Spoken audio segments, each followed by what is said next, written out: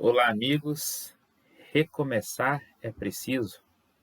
Este é o tema da nossa série de meditações no livro de Neemias, personagem bíblico que foi responsável pela reconstrução das muralhas da cidade de Jerusalém.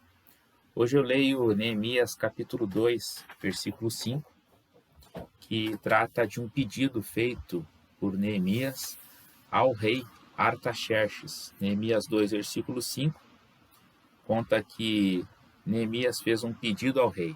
E o pedido foi o seguinte: se for do agrado do rei, e se o teu servo tem achado graça à tua vista, que tu me envies ajudar a cidade dos sepulcros dos meus pais, para que eu possa edificá-la. Eu gosto muito da história de Neemias, porque é uma história que nos desafia a nos preocuparmos não apenas com os nossos problemas, mas também com os problemas dos outros. E o Neemias ele se sente desafiado não apenas a ajudar o povo da sua cidade, o povo da cidade dos seus antepassados a reconstruir a situação daquela cidade, mas ele também se sente desafiado a pedir ao próprio rei a quem ele servia, que era o seu próprio chefe, e ele faz o pedido ao seu próprio chefe, ele encara o rei, né, e diz para o rei: rei, deixe-me partir daqui para reconstruir a cidade dos meus antepassados. O Neemias ele encara o todo-poderoso rei a fim de fazer um pedido. Eu acho impressionante que as pessoas às vezes têm dificuldades de falar a verdade para os poderosos. E a grande verdade é que se nós não falamos a verdade para os poderosos, para aqueles que estão num nível hierárquico acima de nós, o povo é que vai sofrer. Nós sofreremos, as pessoas que a gente ama vão sofrer. E o Neemias ele tem a coragem de encarar o rei e fazer um pedido por rei, ainda que muito respeitosamente. Ele pediu ao rei: deixe-me partir e reconstruir a cidade dos meus antepassados. A história de Neemias nos ensina que é possível reconstruir algo que se perdeu.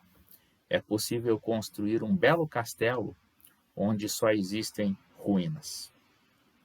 Alguns anos atrás eu conheci a história de uma pequena menina de 9 anos de idade que em 1972 ela morava num pequeno vilarejo do Vietnã, perto da cidade de Saigon, e em plena guerra do Vietnã, em 1972, o vilarejo onde essa menina morava, essa menina se chama Kim Pu, e o vilarejo onde ela morava foi atingido por uma arma militar dos Estados Unidos chamado Napalm.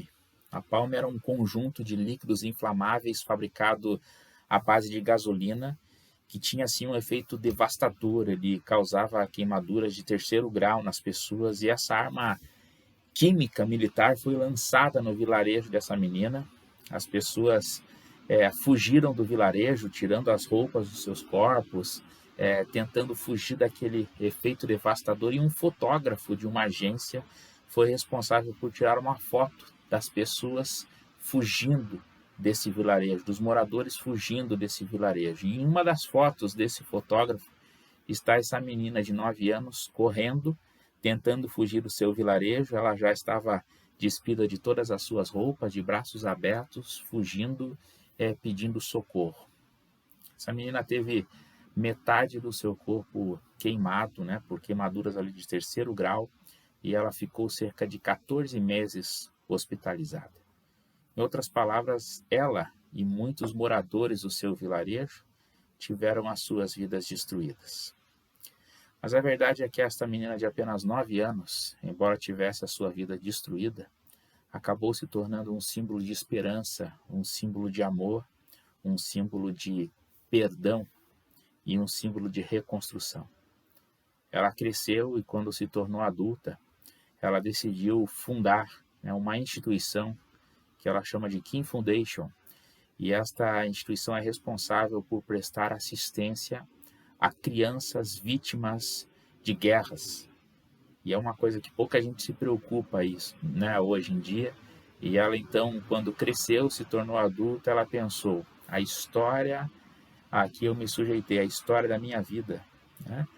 Não serviu apenas para que eu tivesse a minha vida reconstruída, mas eu posso também ajudar na reconstrução de vidas de crianças, de outras crianças que passaram pelo mesmo problema que eu passei. Ela então fundou uma instituição responsável por prestar assistência a crianças vítimas de guerras, e até os dias de hoje, centenas de crianças já foram ajudadas por esta instituição. Em outras palavras, os efeitos devastadores daquela arma química napalm não foram capazes de impedir uma menina de reconstruir não somente a sua vida, mas a vida de outras pessoas que ela nem conhecia. Assim foi também com Neemias. Os 70 anos de exílio dos seus companheiros, dos seus compatriotas que viviam em Jerusalém, os 70 anos de exílio, de pobreza, de destruição, não foram capazes de impedir o Neemias de partir para a reconstrução de uma cidade e de pedir ao Rei Todo-Poderoso que o ajudasse nisso. As décadas de choro de Jerusalém não foram capazes de impedir Neemias de reconstruir aquela cidade. Eu estou aqui hoje dizendo para você que o nosso Deus, o Deus a quem Neemias servia, é um Deus especialista em reconstruir situações. É o Deus especialista em reconstruir ruínas, em mudar histórias, em transformar realidades.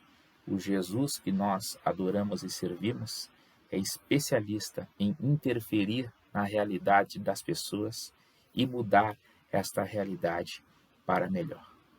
A minha oração é que Jesus nos ajude a usarmos a nossa vida como uma ferramenta de transformação de ruínas. Que nós possamos usar a nossa vida, as nossas habilidades, os dons e os recursos que a gente tem para transformar não apenas a nossa realidade, mas a realidade das pessoas que a gente ainda nem conhece. Que Deus nos abençoe e que sejamos bem-sucedidos neste propósito.